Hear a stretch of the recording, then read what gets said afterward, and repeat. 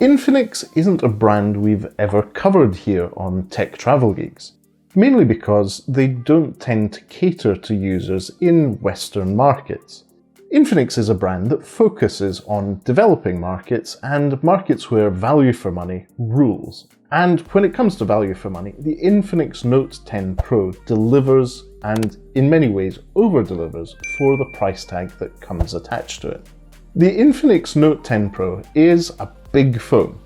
And when I say it's a big phone, even by today's standards, it is relatively large. And that's probably because the main body is almost bezel-less, it has very slim bezels, but it houses a 6.95-inch display. And that display is an IPS LCD one with full high definition plus resolution. That means that for watching video, typing, consuming content on the internet, it is a really nice screen, it's nice and big, and in many ways can replace most people's tablets. I have, for example, an Amazon Fire 7 tablet I use quite a lot. It's not that much bigger than this Infinix smartphone. The Infinix Note 10 Pro is a media champion. It is really good for entertainment and browsing the web and just using that big screen to the best of its potential. And when I say it's a media champion, it's not just because it's good at streaming video.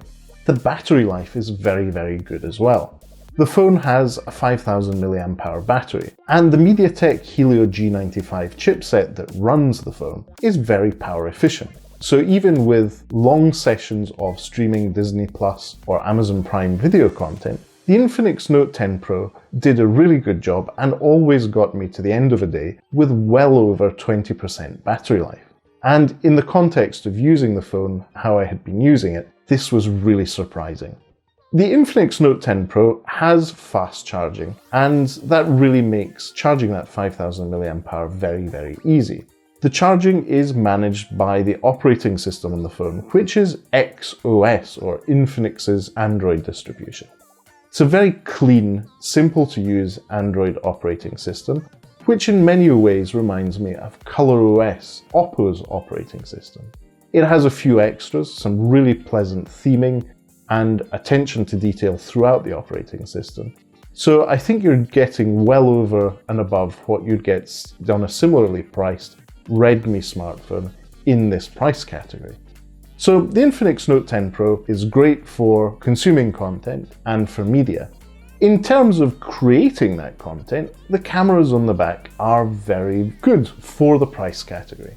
The main sensor is a 64 megapixel one, which produces pictures which are sharp, well balanced when it comes to HDR, and more importantly, have all the details and punchiness that are required for lots of likes on social media channels. The ultra-wide camera sadly is a bit washed out, it doesn't capture as much colour, but it is a useful addition to any photographer's toolset. Wide angle is really good, for example, for making your cats look big, or getting a good shot of a landscape or architecture.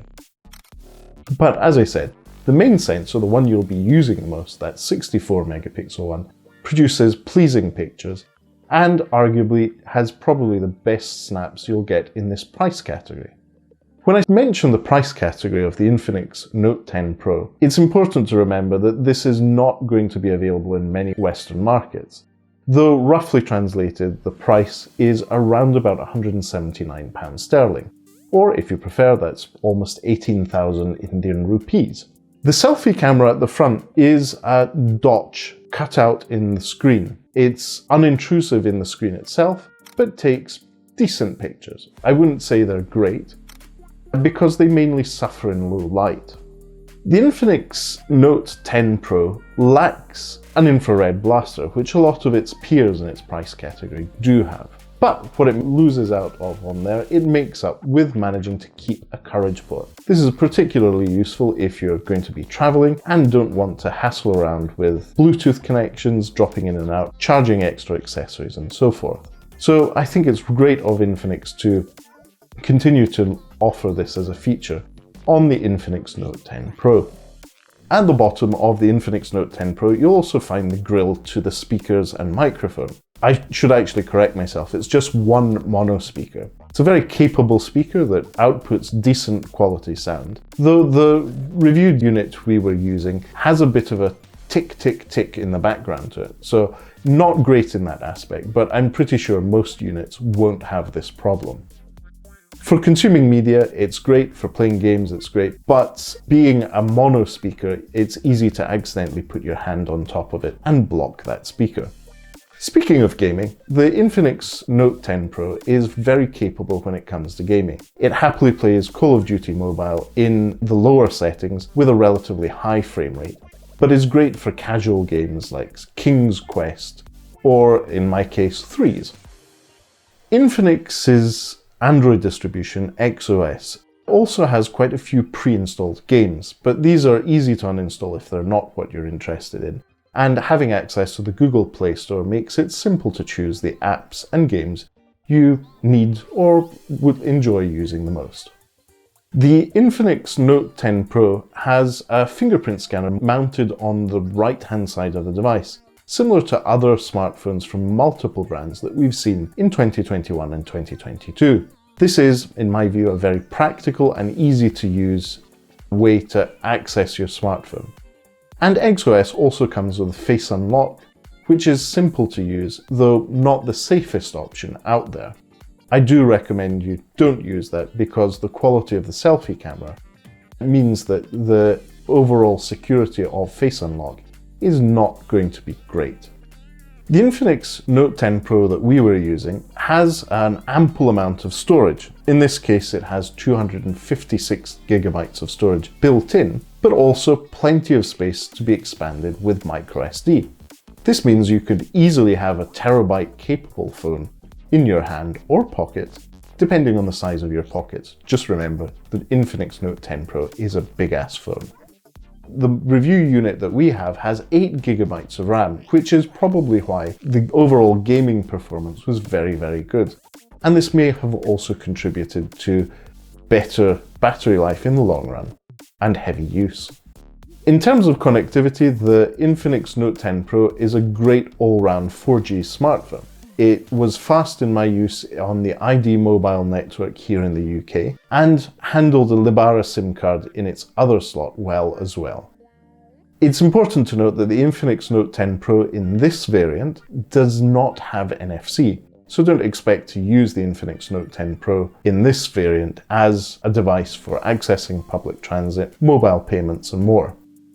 There is a variant of the Infinix Note 10 Pro which does have NFC, but tends to be much more expensive. Just be aware of the fact that the majority of the Infinix Note 10 Pros won't have this feature, as it adds to the price, and in the markets it gets sold in, it may not actually be of much interest to consumers.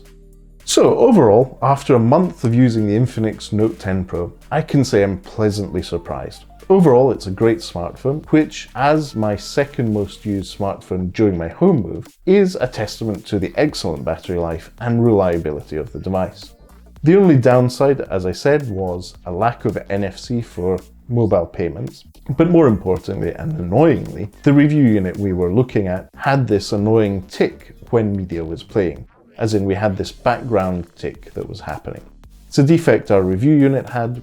As I mentioned earlier, we don't expect this to be common in Infinix Note 10 Pros.